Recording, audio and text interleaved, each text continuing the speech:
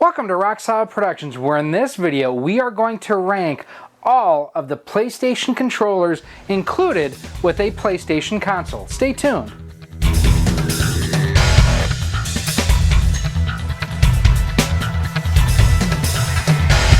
Hey everybody, Gary here with Rock Solid Productions, and before we dive into today's video, I just want to take a second and say thank you for stopping by and checking out our video that we have here today. I really do appreciate it. If you like what you see here, I invite you to check out some of the other videos that we have here on the channel.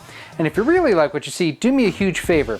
Hit that subscribe button, hit that bell notification, and hit that thumbs up button if you like us. And if you don't like us, you can hit that thumbs down and let us know what you didn't like down in the comments. But what I want to know from you here today is, out of all of the controllers included with a Sony PlayStation, what was your favorite of all time? I definitely have my favorite. We're going to talk about it here in this video, which is being recorded just days before the launch of the PlayStation 5. That's why we are diving into this particular ranking here today.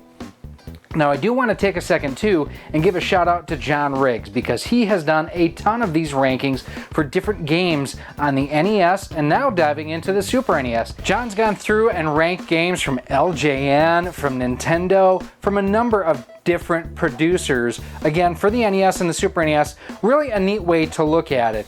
And with the launch of the PlayStation 5, I didn't want to go through like games, because that's really subjective, and I know my taste in games is pretty different from most people's out there. The fact that I don't like RPGs or JRPGs, I know is just like, ah! And other people are like, you need to die!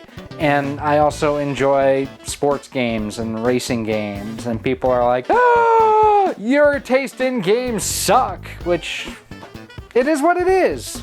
Right, Gabo? I guess it is what it is. But I wanted to look at the controllers that were included with previous generations PlayStations for a few reasons. First and foremost, one of the reasons why I have gone with the PlayStation family of consoles to this point over an Xbox has been the controller. I have never been a fan of any generation Xbox controller. I've never felt confident playing on an Xbox controller that I know what I'm doing. I mean, quite frankly, I feel the original Xbox controller, the Duke, I thought was too massive.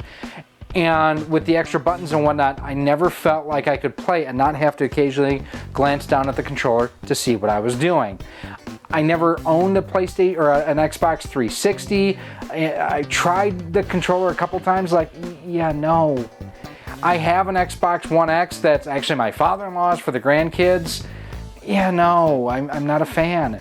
The Xbox Series X and Series S controllers looks to continue on that design trend for the Xbox. It's also why I'm a little bit concerned about the PlayStation 5 controller, the DualSense controller, because it's the first major redesign. Well, I mean, the DualShock 4 was a bit of a redesign, but the DualSense 5 is a pretty substantial redesign. I'm not sure if I'm going to like it. So we're going to go through and talk about the controllers included with each one of the systems that bear the name PlayStation, even going back to the Super Famicom? Why the heck am I featuring a Super Famicom controller? Well, the Nintendo PlayStation, it would have included a Super Famicom style controller. And I love this controller. I love the D-pad on it, the start and select, A, B, X, Y, the colors, the look, the feel, everything on this controller. It's one of my favorites of all time. I wish at some point someone would take and copy the American button shape with the Japanese button colors. That would be like the perfect absolute controller.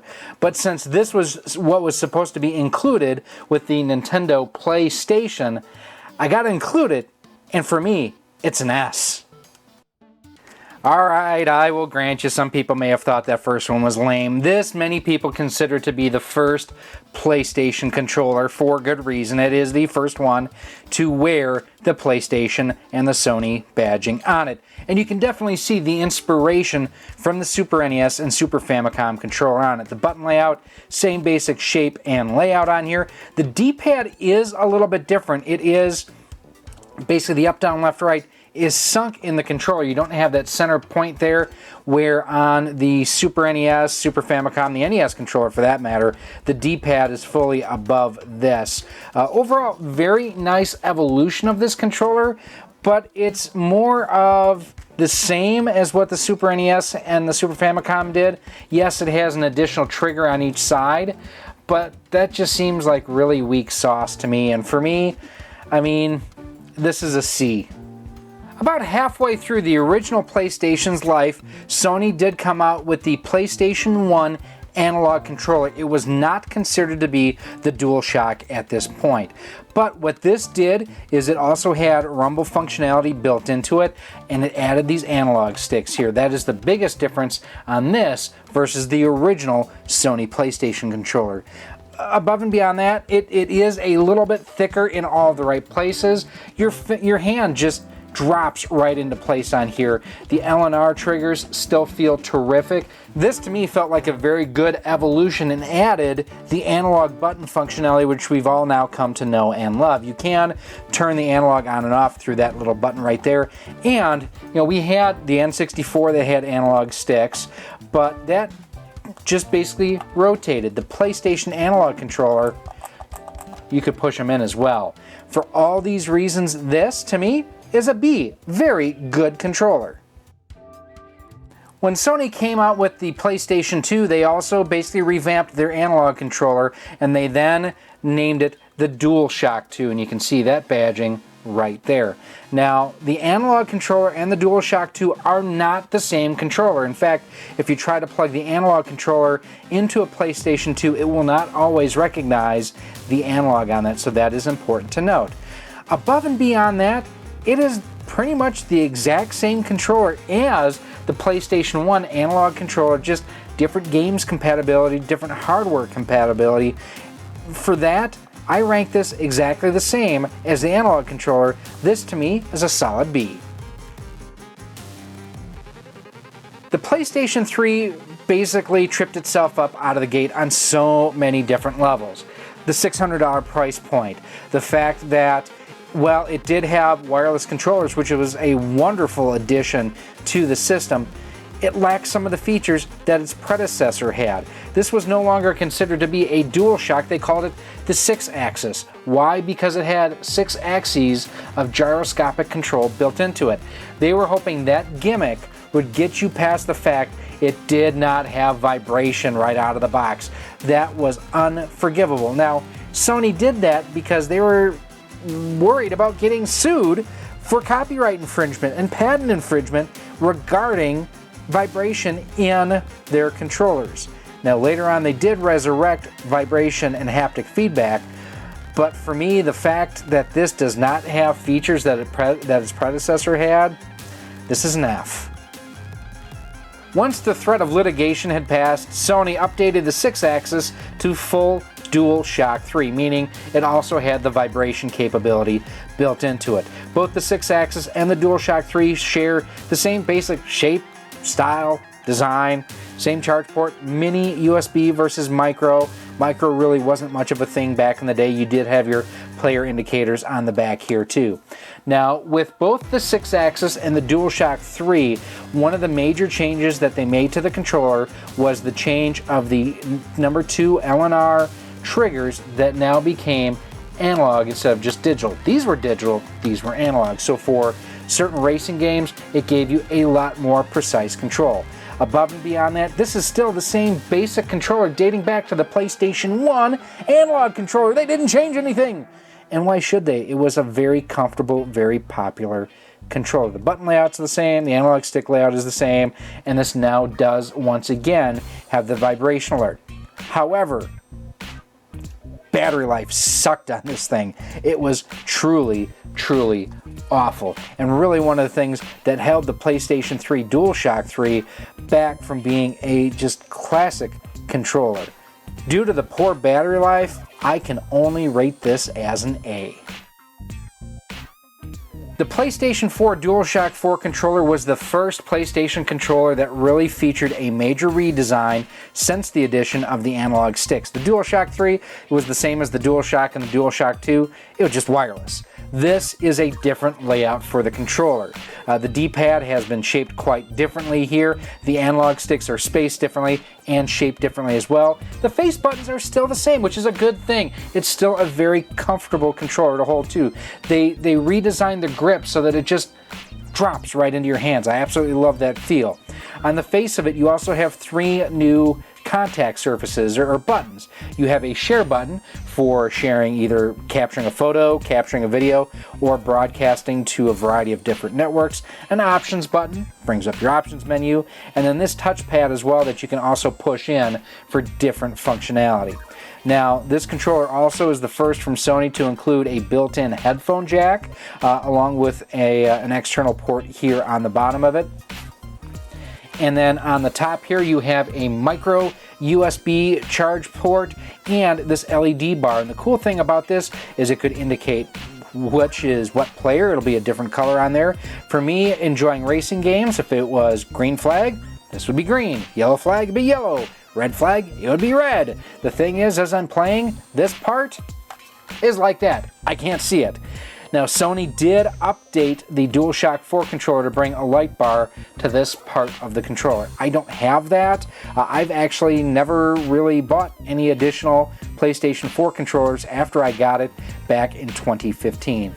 But this, to me, is so well balanced. It feels so comfortable. The battery life is really, really good. This is my favorite PlayStation controller that Sony themselves ever produced that wasn't a Super Famicom controller. And for those reasons, this is an S. So there you have our ranking of every PlayStation controller that was included with a home console. And yeah, I know this is kind of a cheap edition, but I mean, come on, if the Nintendo PlayStation would have been a thing, this would have been the controller. So I can make that argument. I think overall, Sony has done an interesting job over the years of keeping what works and not making drastic changes, but in a lot of ways, they have played it safe. One of the things I would love to see them do on a future iteration of any of their controllers is take, like, I like the shape, I like the design, swap the D-pad and the analog stick. I mean, this would be really, really comfortable to have the analog stick right there. I don't know why they have never done it. I have seen third-party controllers that have made that swap. Never tried one, so I don't know how natural that would feel, but it is something that I wish at some point in time Sony would at least look at, because yeah, I'm not using the D-pad to play games anymore like I used to. The 3D games require that analog stick, and even if I'm playing retro games that I've downloaded or I'm streaming from PlayStation Now, the D-pad is an afterthought. But these are just my opinions, these are just my rankings. I want to know what you think. I will have a link to this chart down below in a pinned post. Let's see what you come up with. I want to know, how do you rank the PlayStation controllers? Do they all suck? Are they all great? Are they somewhere in the middle? I think they're somewhere in the middle. Some have been brilliant. Some, yeah, the Sixaxxis was just, they should have just put vibration in there and dealt with it. But they didn't. I will have that link again down below in that pinned post for you. Now, if you do have any other comments or questions, as always, you can send me an email at rocksolidmail@gmail.com. You can send me a message on Twitter at RockSolidStudios. We are on Facebook at facebook.com/RockSolidProductions, and we are on Instagram at instagram.com/RockSolidProductionsGK. Now, if this is being watched before the launch of the PlayStation 5, well, even after too, do me a favor, like I mentioned in the beginning, hit that subscribe button and hit that bell notification. That way you are kept up to date when we do upload new content, because we will be uploading our unboxing and initial thoughts of the PlayStation 5 on launch day. Stay tuned for that. Above and beyond that, my name is Gary. This has been Rock Solid Productions and our ranking of every launch included PlayStation controller. I thank you for watching. Hope to see you soon. Thank you for watching this video. If you would like to support the future of Rock Solid Productions, you can do so by visiting our Patreon page at patreon.com/rocksolid. For as little as $1 a month, $12 a year, you'll get early access to all of our video content, exclusive content, and a whole lot more. You can also become a channel member here on YouTube for as little as $1.99 a month, and with that, you get a badge next to your name when you comment or post on the channel, and you are acknowledged whether you are a channel member or a Patreon supporter at the end of each and every one of our videos. You can also support the channel by visiting our Teespring store on screen now, where we have t-shirts, sweatshirts, hoodies, masks, cell phone cases, and much more. Again, thank you for watching, and I hope to see you soon.